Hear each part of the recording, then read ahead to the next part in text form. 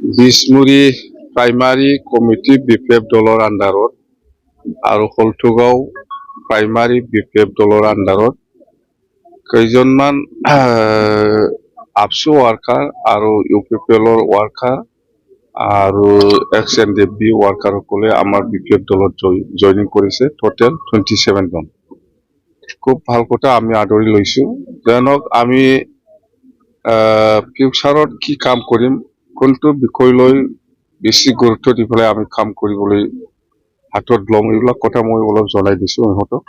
এইবিলাক গোটেই কথা আমাৰ অহা 20 আৰু 21 তাৰিখত যিটো বিপ্লৱ দলৰ 2 দিনীয়া কাৰ্যসূচী লৈ পেলাই যিটো ট্ৰাইনেল কনফাৰেন্স হ'ব, সেইবিলাক এই সময়ত ডেলিগেট হাউচ আৰু CWC মিটিঙত আলোচনা কৰা হ'ব। বিশেষ কৰি বিপ্লৱে এইবাৰ যদি চৰকাৰ আহে, চৰকাৰটো আহিবই, চৰকাৰ অহাৰ পিছত আমি বিশেষ কৰি ইয়াং জেনেৰেশ্যনটো আমি কেনেকৈ ইনভলভ কৰি পেলাই কাম কৰিব পাৰে, তাৰ কাৰণে আমি বেছি গুৰুত্বপূৰ্ণভাৱে আলোচনা কৰিম।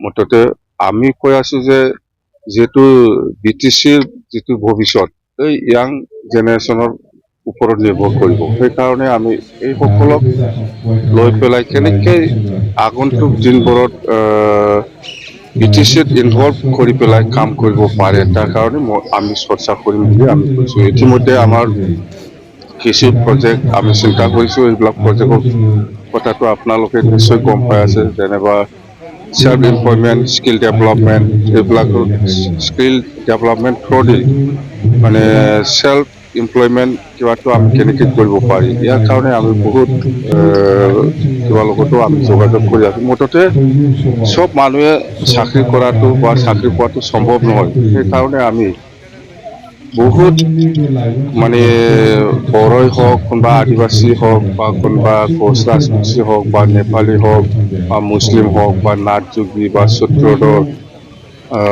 বা বেংগলী, বা হিন্দী ভাষী যিমান জাতি জনগোষ্ঠী আছে, সকলৰ সমাজত আজিৰ দিনত হিচাপ নাই মেট্ৰিক পাছ, হিচাপ নাই হায়াৰ ছেকেণ্ডাৰী পাছ, হিচাপ নাই BA পাছ, হিচাপ নাই MCOM পাছ, বা MSc পাছ, বা MA পাছ।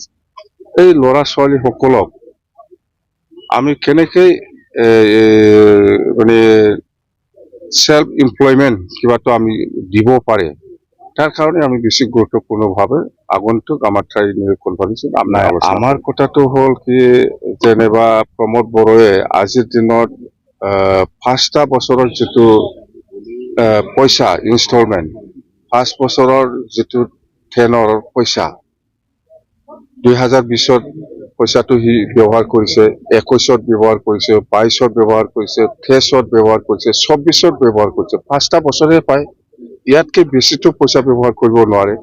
আপুনি যদি প্ৰমোদ বড়ো কোৱাৰ নিচিনা সিফালে ডিচেম্বৰত যদি হ'ব লাগে, তেতিয়াহ'লে 6 বছৰৰ পইচা ইনষ্টলমেণ্ট সি ব্যৱহাৰ কৰিব পাৰিব। এইটোতো সম্ভৱ নহয়, 5 বছৰ অলৰেডি হৈ গ'ল পইচা ব্যৱহাৰ কৰাটো। সেইকাৰণে এতিয়া যিটো মাৰ্চ এপ্ৰিলত যিটো বাজেট হ'ব, এই মাৰ্চ এপ্ৰিলৰ বাজেটটো আকৌ প্ৰমোদ বড়োৱে ইউজ কৰিব পাৰিব নেকি, কথা সেইটোৱে। সেইকাৰণে আমি কৈছো যে মাৰ্চ এপ্ৰিলৰ ভিতৰত নিৰ্বাচনটো হ'ব। মাৰ্চ এপ্ৰিলত যিটো নতুন বাজেট হ'ব 2025-26ত, এই পইচাটো প্ৰমোদে আকৌ ইউজ কৰিব পাৰিব নেকি, তেতিয়াহ'লেতো এইটোতো বেআইনী হ'ব। কোনো প্ৰাইম মিনিষ্টাৰ, কোনো CM বা কোনো কিবাই আজিৰ দিনত 6 বছৰৰ পইচা হাত দিয়াটো মই দেখিবলৈ পোৱা নাই বা হোৱা নাই, এনেকুৱা সম্ভৱ নহয়।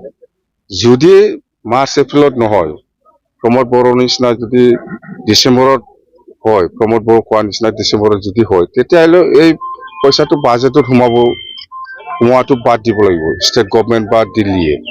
গোটেই অসমৰ পপুলেশ্যনটো লৈ পেলাই দিল্লীয়ে বাজেট দিয়ে, অসমত বাজেট দিব, অসমে কোনটো কাউন্সিলত কিমান দিব লাগে সেইটো বাজেট কৰিব। তেতিয়াহ'লে এই BTC 2025-26ত বাজেটটো তেতিয়াহ'লে অসম চৰকাৰে বাদ দিব লাগিব। এইটোতো সম্ভৱ নহয়। কেনেকৈ বাদ যাব, কেনেকৈ গেপ ৰাখিব?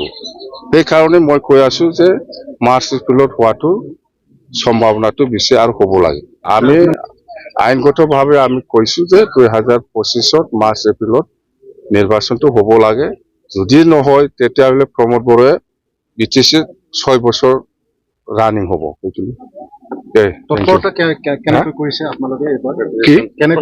প্ৰিপাৰেচন বিৰাট ভাল চলি আছে আমাৰ প্ৰত্যেকটা জিলাৰ প্ৰিপাৰেশ্যন ভাল, প্ৰাইমাৰী লেভেল হওক ব্লক লেভেল হওক বিৰাট ভাল প্ৰিপাৰেশ্যনটো দেই। প্ৰমোদ বড়োৱে যিটো ভিজন কিয় আগতো বনাইছিল, সি বহুত কাম কৰিবৰ কাৰণে মেলা ভিজন ডকুমেণ্ট বনাইছিল, প্ৰচাৰ কৰিছিল, এটাওতো কাম কৰা নাই সি। আৰু আজি BTC অঞ্চলৰ সকলো জাতি জনগোষ্ঠীক লৈ পেলাই কি কাম কৰিম ইয়াৰো ভিজন ডকুমেণ্ট বনাই আছে বুলি কৈছো। বনাও, কোন জাতিয়ে বিশ্বাস কৰিব তাক? আজিলৈকে এটা জাতিৰ কাৰণে কাম কৰা নাই সি দেই। Thank you. পোৱাটো সম্ভৱ নহয়। মুঠতে আগন্তুক দিনত চৰকাৰ অহাৰ পিছত আমি খুব চিষ্টেমেটিকেলি আমি কাম কৰিবৰ কাৰণে হাতত লৈছো। মুঠতে আমি চৰকাৰ আহক, চৰকাৰ আহিলে আমি এইবিলাক কাম কৰিম। আপুনি ভাবেনে BTC ইলেকশ্যন